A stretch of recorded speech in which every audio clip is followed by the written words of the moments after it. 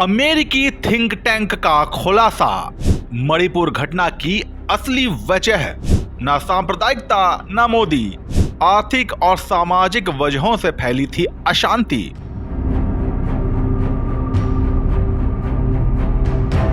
मणिपुर की जिन हालातों के लिए दुनिया भर में और यहां तक कि भारत के अंदर भी केंद्र की नरेंद्र मोदी सरकार और मणिपुर की एनडीए सरकारों की गलत नीतियों को जिम्मेदार ठहराया जा रहा था, अब उसी मणिपुर के मामले पर अमेरिका से एक बड़ी रिपोर्ट सामने आई है।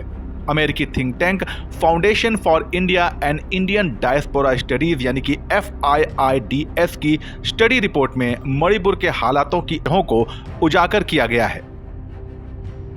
क्या कहती है रिपोर्ट?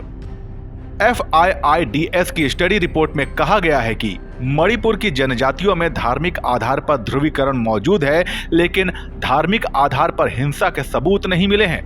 मणिपुर हिंसा के जनजातीय बंटवारे और ऐतिहासिक अविश्वास और जनजातियों के बीच की दुश्मनी के कारण हुई है। कई उग्रवादी और कट्टरपंथी संगठनों को इस हिंसा से फिर से सक्रिय होने का मौका मिल गया है। अफीम और हेरोइन उगाने वाले ड्रग माफियाओं ने इस हिंसा की फंडिंग की और विदेशी हस्तक्षेप से भी इनकार नहीं किया जा सकता। मोदी सरकार को क्लीन चिट। अपनी रिपोर्ट में FIIDS ने भारत सरकार और मणिपुर की राज्य सरकारों को क्लीन चिट देते हुए लिखा है, मणिपुर सरकार और केंद्र सरकार दोनों ने राज्य में शांति बहाली और राहत के लिए अपने सारे संसाधन तैनात किए हैं। भारत अमेरिकी संबंधों पर काम करने वाले इस थिंक टैंक की रिपोर्ट में यह भी कहा गया है कि हाल के हफ्तों में हिंसा और धरने प्रदर्शनों में कमी आई है, लेकिन अभी भी लोगों के बीच अविश्वास मौजूद है। विस्थापित लोग अभी भी अपने अपने घरों में लौटने के लिए सहज नहीं हैं। क्या है FIIDS? FIIDS भारत अमेरिकी संबंधों को मजबूती प्रदान करने और इंडियन डायस्पोरा के हितों की रक्षा के लिए लॉबिंग करने वाला एक नॉन प्रॉफिट ऑर्गेनाइजेशन है। इसका मुख्यालय वॉशिंगटन DC में है और New York, new Jersey, Los Angeles, silicon valley, Arizona, Colorado और कैलिफोर्निया में इसके दफ्तर मौजूद हैं। संस्था की आधिकारिक वेबसाइट के मुताबिक कई पूर्व राजनयिक, सैन्य अधिकारी, कूटनीतिज्ञ, अर्थशास्त्री और मानव अधिकार कार्यकर्ता बतौर विशेषज्ञ इस संस्था से जुड़े हैं। कुकी बनाम मैतेई विवाद।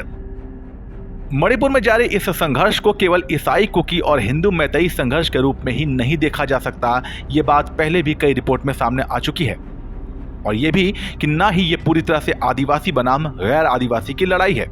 यही वजह है कि नगा, जो ईसाई भी होते हैं और अनुसूचित जनजाति भी, उन्होंने इस झमेले से खुद को दूर ही रखा था। वर्तमान स्थिति की मुख्य वजह जमीन और कुछ पुराने फैक्टर हैं। कुकी संप्रदाय को हमेशा से संदेह रहा है कि किसी दिन मैतेई उनकी पहाड़ियों पर कब्जा करने की योजना बनाएंगे। राज्य की आबादी में मैतेई की जनसंख्या आधे से अधिक है, लेकिन वे ज्यादातर सूबे में 10वें हिस्से के बराबर भूमि रखते हैं। मुख्य रूप से घाटी में मैतेई OBC के तहत आते हैं। FIIDS की रिपोर्ट से पहले भी इलाके पर पकड़ रखने वालों का मानना है कि मणिपुर की हिंसा राज्य में उग्रवादी संगठनों को बढ़ावा दे सकती है, जिसे रोकना हर हाल में केंद्र और राज्य सरकार की प्राथमिकता होनी चाहिए। आपकी क्या राय है, हमें कमेंट सेक्शन में बताइए और ऐसे ही दिलचस्प जानकारियों के लिए बने रहिए जनसत्ता के साथ। नमस्कार।